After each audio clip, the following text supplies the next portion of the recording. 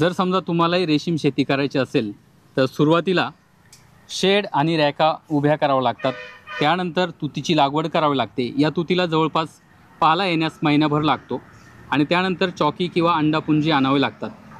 त्यानंतर सुरुवातीला तुम्हाला चॉकी किंवा अंडापुंजी अंथरावे लागतात रॅकिंगवरती। त्यानंतर पाला अंथरावा लागतो आणि त्यानंतर चंद्रिका अंथराव्या लागतात, म्हणजे ज्या नेटच्या जाळ्या असतात ज्यातून कोश बाहेर येतो त्या अंथराव्या लागतात। या प्रोसेसला जवळपास महिना लागतो आणि महिनाभरानंतर जवळपास 30 ते 40 किलो माल निघत असतो आणि हा 30 ते 40 किलो माल या एका किलोला जवळपास 500 ते 550 रुपये असा दर मिळतो। या दरात तफावतही असू शकते आणि जवळपास सुरुवात जर करायची ठरली तर शेड, रॅका आणि तुतीची लागवड असा सगळा 1 ते 1.5 लाख रुपयांचा खर्च येतो आणि त्यानंतर तुम्हाला जवळपास 60 ते 70 हजार रुपयांचं उत्पन्न एका बॅचमधून मिळतं। अशा तुम्ही वर्षभरात 6 बॅचेस घेऊ शकतात।